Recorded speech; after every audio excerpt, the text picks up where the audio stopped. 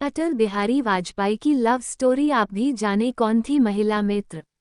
ये बात उन दिनों की है 40 के दशक में अटल बिहारी वाजपेयी और राजकुमारी हक्सर ग्वालियर में विक्टोरिया कॉलेज, अब लक्ष्मीबाई कॉलेज में पढ़ रहे थे। वह भी उनके साथ पढ़ रही थीं।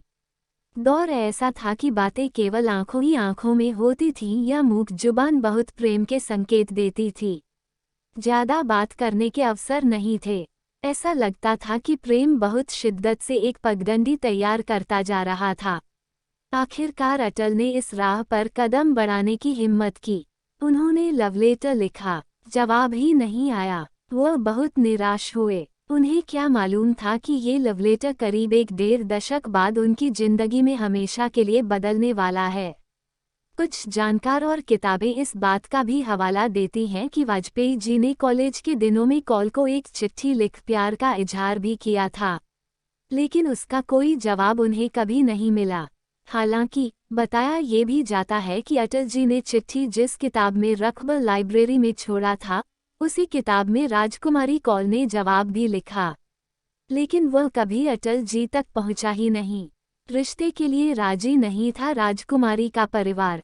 ताब Atal Bihari Vajpayee man of all seasons में राजकुमारी कौल के एक पारिवारिक करीबी के हवाले से कहा गया है, वास्तव में वह अटल से शादी करना चाहती थीं, लेकिन घर में इसका जबरदस्त विरोध हुआ। हालांकि अटल ब्राह्मण थे, लेकिन कौल अपने को कहीं बेहतर कुल का मानते थे। मिसेज कौल की सगाई के लिए जब परिवार ग्वालियर से दिल्ली आया, उन दिनों यहाँ 1947 में बंटवारे के दौरान दंगा मचा हुआ था। इसके बाद शादी ग्वालियर में हुई। भारत विभाजन के दौरान राजकुमारी के कश्मीरी पंडित पिता गोविंद नारायण हक्सर ने उनकी शादी कश्मीरी पंडित ब्रिज नारायण कौल से कर दी। दरअसल हक्सर अपनी बेटी की शादी एक शख्स नहीं करना चाहते थे, जो बाद में भारतीय राजनीति को बदलने वाला साबित हुआ।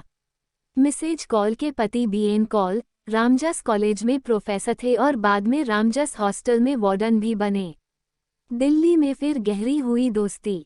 अटल जी मुख्यधारा की राजनीति में सक्रिय हो गए और इसी बीच राजकुमारी कौल के पिता ने उनकी शादी एक कॉलेज प्रोफेसर ब्रिज नारायण कौल से कर दी। शादी के बाद राजकुमारी कौल का परिवार दिल्ली यूनिवर्सिटी के रामजस कॉलेज कैंपस में रहने लगा। कुछ सालों बाद अविवाहित वाजपेयी पूरी तरह से राजनेता बन गए। एक लंबे वक्त के बाद दिल्ली में वाजपेयी का मिसेज कौल से मिलना हुआ। उस वक्त राजकुमारी कौल बीएन कौल की पत्नी थीं।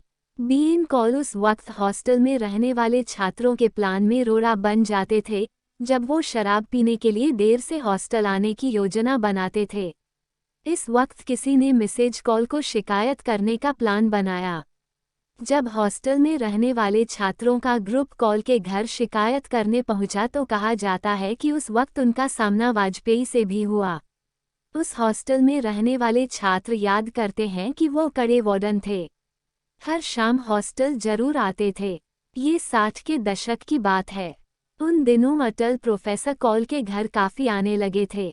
हॉस्टल के कई छात्र जब वार्डन के घर आते थे तो उन्हें वहां देखा करते थे।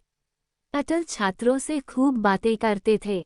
मिसेज कौल भी उस बातचीत का हिस्सा बनती थीं। साथ ही छात्रों को मिठाई वगैरह खिलाती थीं।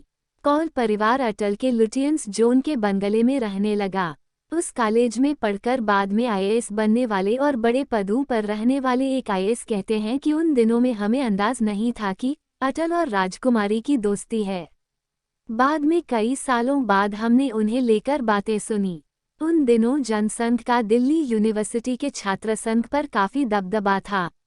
ये आईएएस जब बाद में अटल के मोरारजी देसाई की सरकार में विदेश मंत्री बनने के बाद लुटियंस जोन में उनसे मिलने उनके घर गए तो प्रोफेसर कौल, मिसेज कौल और उनकी दोनों बेटियों को वहां देखा। दरअसल अटल बाद में कौल के कॉलेज निवास में रहने आ गए थे। राजकुमारी कौल ने एक इंटरव्यू में कहा था, मैंने और अटल बिहारी वाजपेयी ने कभी इस बात की जरूरत नहीं महसूस की कि इस रिश्ते के बारे में कोई सफाई दी जाए। इसमें उन्होंने कहा, अटल के साथ अपने रिश्ते को लेकर मुझे कभी अपने पति को स्पष्टीकरण नहीं देना पड़ा।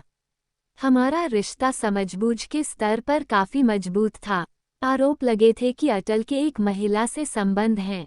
1968 में दीनदयाल उपाध्याय के अचानक निधन के बाद जनसंघ के अध्यक्ष के पद के लिए अटल के नाम पर विचार किया गया। तब पार्टी में उनके मजबूत प्रतिद्वंद्वी बलराज मधोक थे। मधोक ने राष्ट्रीय स्वयंसेवक संघ के संचालक MS गोलवलकर के साथ लॉबिंग शुरू की, जिनका जनसंघ पर जबरदस्त प्रभाव था। अन्य बातों के अलावा मधोक ने अटल की अनैतिक जीवन शैली पर आरोप लगाए। उन्होंने ये भी कहा कि ऐसी शिकायतें हैं कि एक महिला उनके पास आती है। ये मैसेज कॉल की इशारा था, क्योंकि अटल को अक्सर ड्रॉप करने उनके घर आती थीं। अटल के घर पर जनसंघ के और भी नेता रहते थे। हालांकि इन शिकायतों पर कुछ नहीं हुआ क्योंकि गोलवलकर ने उन्हें खारिज कर दिया। अटल की गैरपरंपरागत जीवन शैली और उनका कॉल परिवार के साथ ठहरने की बात दिल्ली के राजनीतिक हलकों में कही जाने लगी। हालांकि प्रेस ने कभी इसे बड़ा इश्यू नहीं बनाया और इसलिए अटल की व्यक्तिगत जिंदगी जांच के घेरे में नहीं आई। जिस दिन मिसेज कॉल का निधन हुआ, उस दिन इंडियन एक्सप्रेस ने लिखा, दोनों यानी अटल और मिसेज कॉल ने अपने रिश्ते को कोई नाम नहीं दिया और दोनों ने इस पर हमेशा चुप्पी भी साधे रखी। इसे कभी हवा भी नहीं दी। मिसेज कॉल का महत्व हर कोई मानता था। मिसेज कॉल के निधन पर प्रेस के एक वर्ग ने उन्हें अटल का पारिवारिक सदस्य कहा। अटल के घर से मिली रिलीज में उन्हें ऐसा ही बताया गया था। क्योंकि अटल खुद अल्जाइमर रोग से ग्रस्त हो चुके थे, लिहाजा इस रिलीज को ड्राफ्ट करने में उनका कोई योगदान नहीं था। हकीकत में वह अटल के जीवन का सब कुछ थी। वह उन्हें भावनात्मक संबल देती थीं। राजनीतिक शकील भी मिसेज कॉल के महत्व को हमेशा मानता आया है। उनका निधन जब हुआ, तब 2014 के आम चुनाव के अभियान जोरों पर था, लेकिन तब भी मिसेज कॉल के अंतिम संस्कार में लालकृष्ण आडवाणी, राजनाथ सिंह और सुषमा स्वराज मौजूद रहे। सोनिया भी अटल के निवास पर पहुंची, यहां तक कि ज्योतिरादित्य सिंधिया भी उनके अंतिम संस्कार में पहुंचे। मिसेज कॉल के पिता सिंधिया रियासत में ही अफसर थे। वह अटल की दत्तक पुत्री की मां थीं। मिसेज कॉल के निधन पर ओबिचुरी लिखते हुए अटल के पूर्व सहायक सुधींद्र कुलकर्णी ने उन्हें यानी राजकुमारी कॉल को अटल की दत्तक पुत्री नमिता की मां बताया।